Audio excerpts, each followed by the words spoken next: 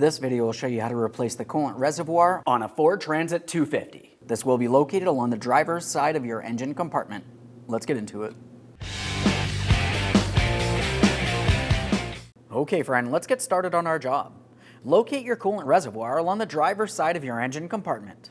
Make sure your engine is cool to the touch. We never want to open the cooling system if the engine has been running. Now, assuming it is cool to the touch, take hold of the cap. We're going to turn this counterclockwise to remove it. You want to make sure you have hand and eye protection at all times.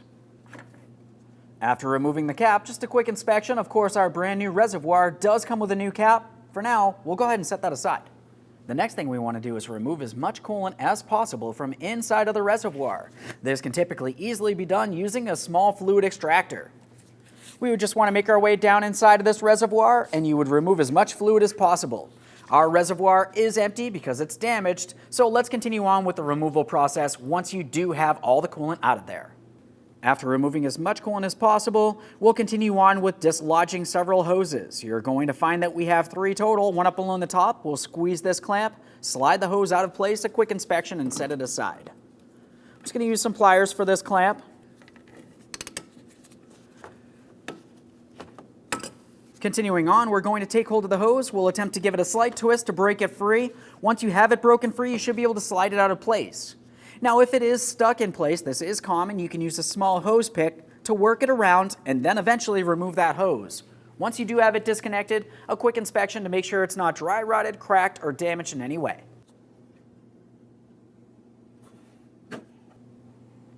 That hose looks good. Let's set that aside. Continuing on, the next hose is going to be located just underneath the first. As for this line, it has 2 squeezable tabs. We want to squeeze those in and pull it out of place. As you can tell, it does not want to slide off of there very easily. I'm just using an angled pick. I'm going to try to work at this. Just a quick inspection of that. That looks good. Now, we do still have one more hose down at the bottom, but first, let's continue on with our 2 pieces of hardware.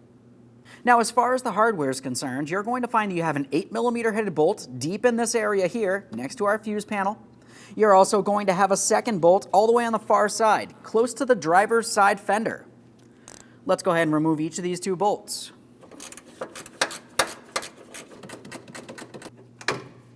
There's our first bolt. A close inspection. Of course, we'll replace anything as necessary. This looks good. We'll set it aside. Now, as I mentioned, the next mounting bolt is deep in this area. 8mm socket.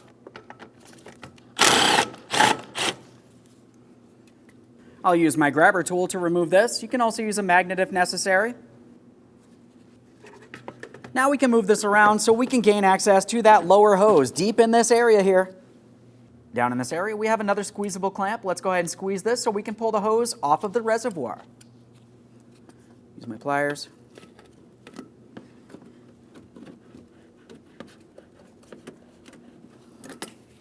Can use an angled pick for this. See if I can make my way under, break it free. Now that I've made my way around, I should be able to slide this hose out of position.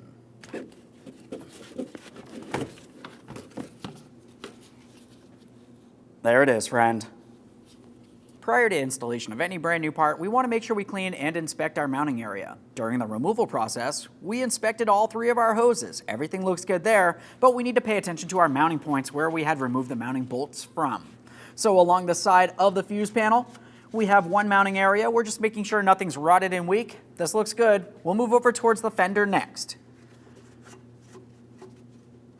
Looks good here as well. Now it's time for installation of the brand new coolant reservoir.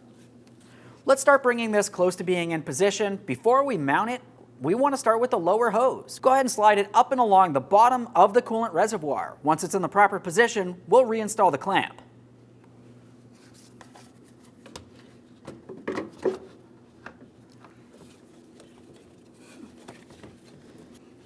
Let's get that clamp into the original positioning. Make sure it's secure.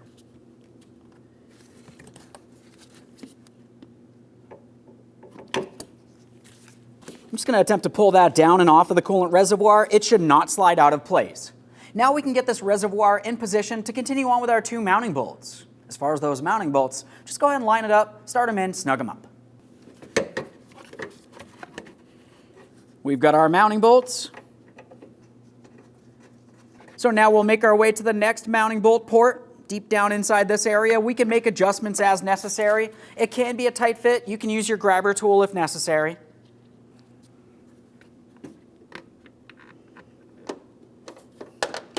That is started in. Snug them up.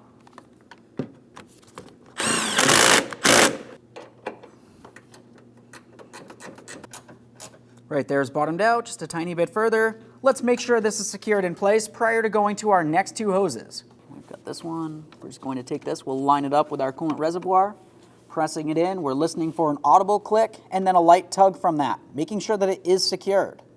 This feels good, so we'll continue on to the next hose up along the top. As far as this upper hose, go ahead and line it up. We'll press it onto that reservoir as far as possible. Reinstall the clamp in the original positioning.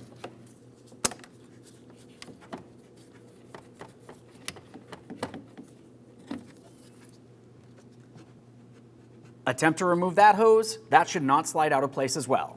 Now it's time to fill the coolant reservoir.